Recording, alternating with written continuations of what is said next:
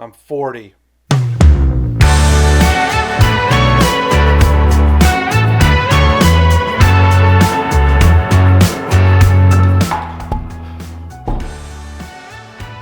"40 years since Mount St. Helens erupted, which means for me it's been 40 years since I was born. Yeah, today is my 40th birthday, and feels the same as 39 and a half. I thought it would feel somehow different. I don't know what 40 was like for you guys, but for me, I've been doing a lot of reflecting. I thought about a lot of the good and a lot of the bad, and thought it'd be good to just kind of jot things down of where I've been and hopefully where I'm going.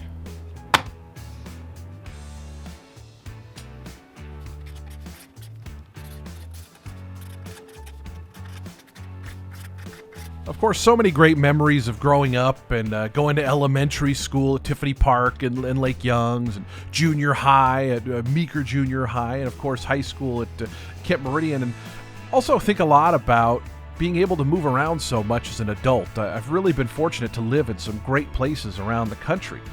Growing up in Seattle, living there now, but Portland, Cincinnati, Ohio, Las Vegas, Nevada, Shreveport, Louisiana, Richmond, Virginia, Oceanport, New Jersey, hell, even Spokane. But thinking back to childhood, there was really two places that stuck out to me as my most special, most favorite places. And the first of which is in Renton, Washington, just a little league field. CVAC, the Cascade Vista Athletic Club. This place and this block was like the center of my years 6 through 12. The 7-Eleven over there on the left, the Benson Bruins trailer behind. Hell, I even took Andy Beal deep over that left field fence right there a couple of times. But I just think of so many days with friends and baseball. Baseball was such a huge part of the first part of my life. My dad played ball. I played all through high school, summer teams, met some of my best friends that I still talk to on a daily basis. Because of baseball. It was just such a special sport for me, and I think always will be.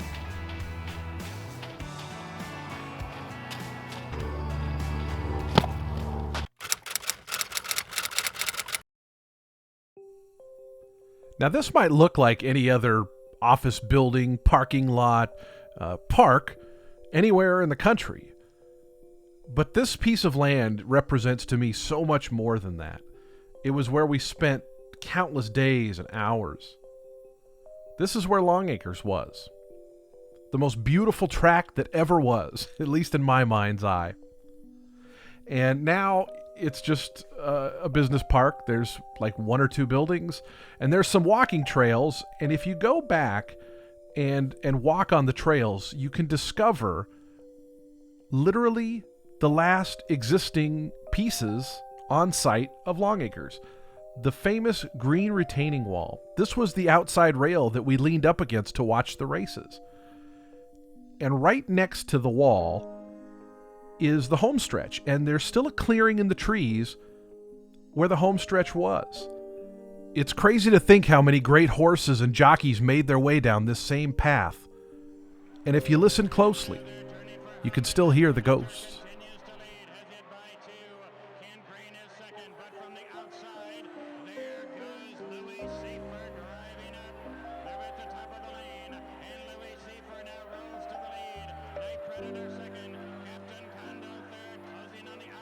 A couple of years ago, some locals actually put together funds to make a skate park under the freeway right next to Longacres, so at least the ground's going to better use than Boeing.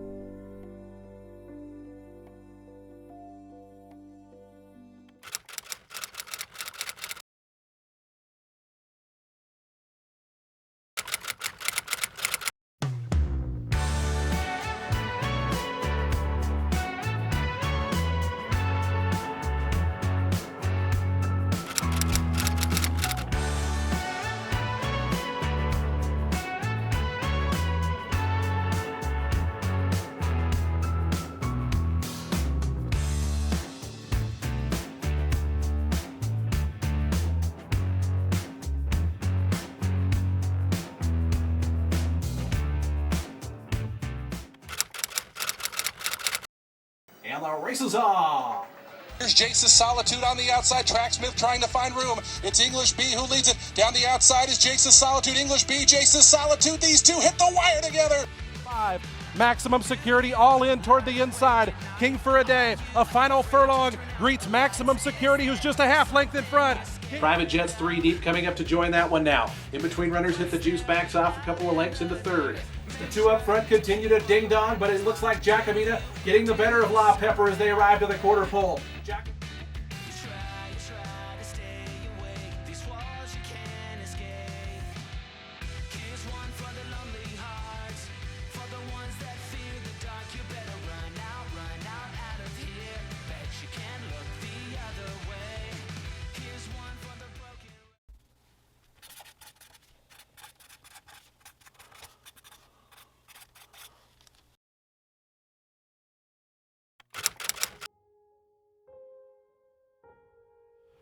You know, I thought about the things that were a struggle, and of course I thought about my dad passing away back in 2001 and how his illness and his passing taught me a lot, but kind of led to a lot of struggle with his passing and with just my own mortality and stuff like that.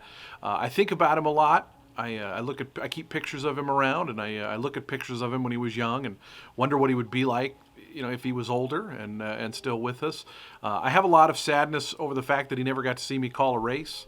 I think he would have thought that was pretty damn neat. So a lot of times when I'll call races, I remember the 2007 Cradle right before they went in the gate. I just kind of out loud said, "I need your help with this one," because I was so nervous. But I think about him a lot, and I miss him, and it was certainly not one of my favorite parts, obviously, of my first 40 years.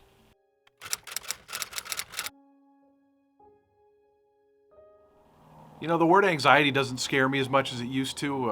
It was something that terrified me for 15 years.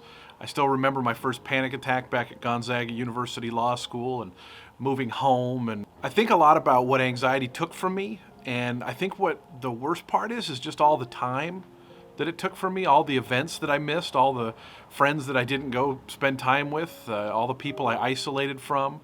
I have a lot of sadness about that, and I've come to a little bit of acceptance in terms of, you know, well, that's just how it was, but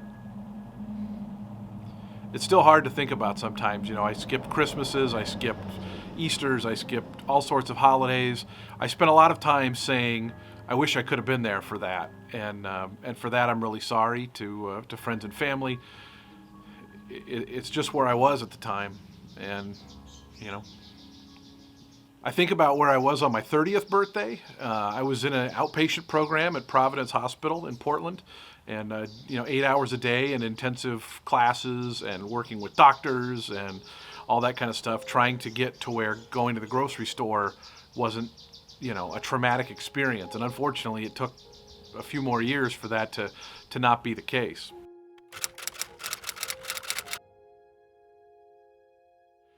You know, my weight has been a struggle since probably, God, the end of college, middle of college. You know, I like to eat. I'm a lazy person. It's not a great recipe for long-term health, but I'm hopeful that I can turn that around, and it's something I can work on in my 40s. I mean, Lord knows if I don't, doing a video on my 50th birthday is a little bit less likely. But you know, hopefully the light switch will come on soon. It should have come on a long time ago, but maybe that's just the next thing I got to work on.